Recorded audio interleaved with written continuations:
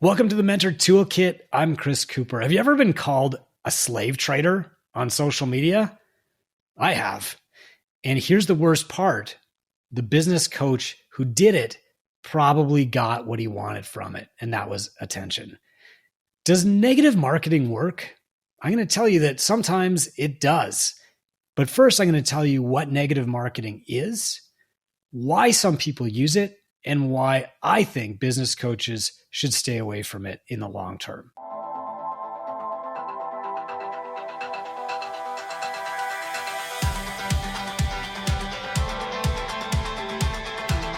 Let's start off with the slave trader story.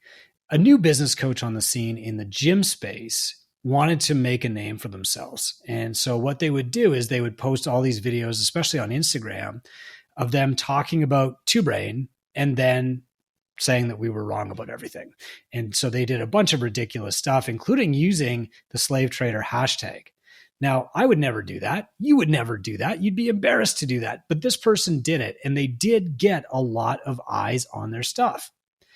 Negative marketing is when you attack the category leader to try and draw attention to your own material.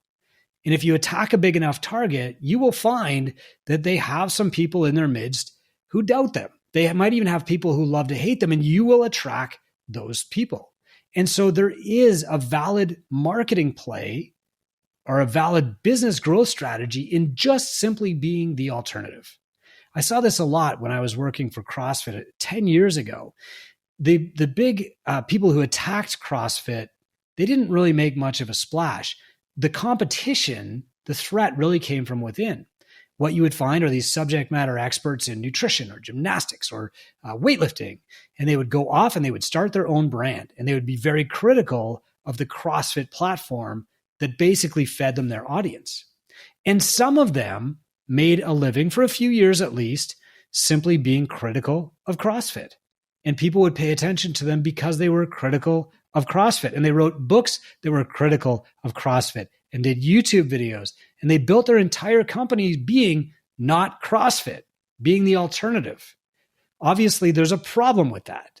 The problem is that you are always dependent on the big company growing to provide you with enough haters to feed your company. Ultimately, your growth will be limited if you are branding yourself as not that. You can't build your own brand by tearing another brand down. And if you piggyback onto the brand by simply saying, we're better than CrossFit, as soon as you run out of people who don't know what CrossFit is, you run out of potential clients for your own business. I'll give you a great start here about another example. So there are lots of examples of attack dogs getting attention, but one in particular really stuck out to me. We started off Two Brain Business in 2016, but I was coaching gym owners as early as 2012 under different brands. And there was a brand in existence at that point, and they were by far and away the category leader. They had the most gyms of any in our space. They probably had maybe 200 or even 300 gyms at the time when we started up. And they did not like that we were getting momentum. And so what they would do is they would write blog posts about us that were negative attack posts. And they'd have these 1,000-word rambling blog posts. And they would link to an article that I published for free in an attempt to help gym owners. And they would say, that's not true. You can't do it like that. You have to do this. He's wrong. And they would link to the original article that they were criticizing. Well, you can probably guess what happened next. My readership swelled. Of course, this other company had lots of fans who just wanted to see what they were talking about, but they also had some people in their midst who weren't quite convinced. And when they read the stuff that I was publishing, they thought, that makes more sense to me. And so they became my clients. And while I'm never saying that you should hide your feelings or your thoughts, criticizing somebody else only directs attention at them. And if you are the category leader, the thing that they want from you is attention. You will lift them up to your level in the eyes of your audience by saying, these are people that are worth my time to worry about.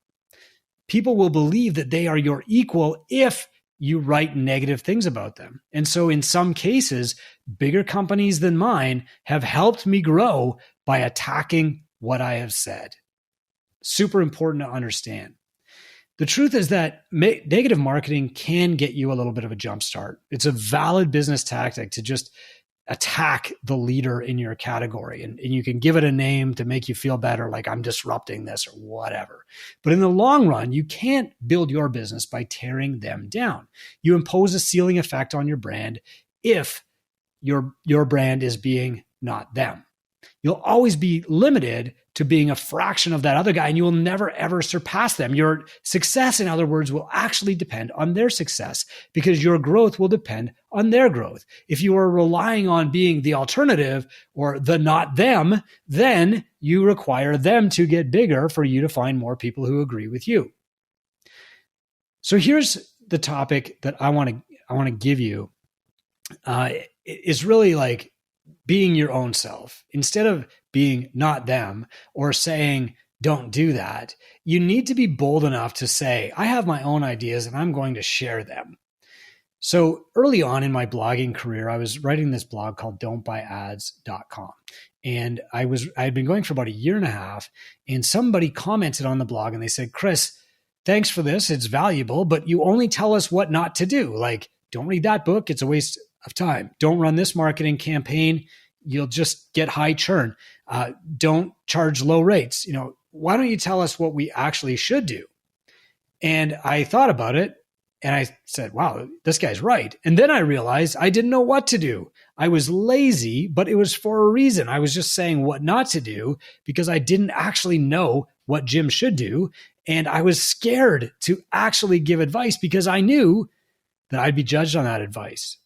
An early mentor of mine, Mel Siffs, told me, as soon as you plant a flag, people will start shooting. And I was scared of being shot at.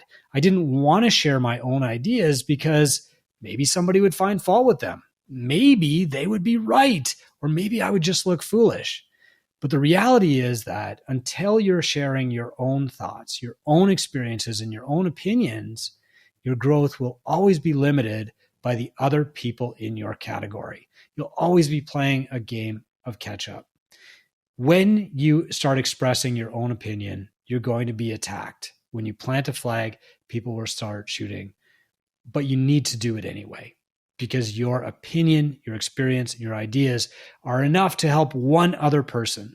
And if your ideas and experiences and opinions can help one other person, then it is no longer your opportunity to share them. It is your responsibility. You need to publish things that will help other people who are going through what you did, or to help them avoid the pain that you went through yourself. And so here's one thing that I want you to do. I want you to teach one thing that you believe that not everybody else in your niche does. For example, let's say that you believe in the accounting principle profit first, but all of the other accountants don't like it.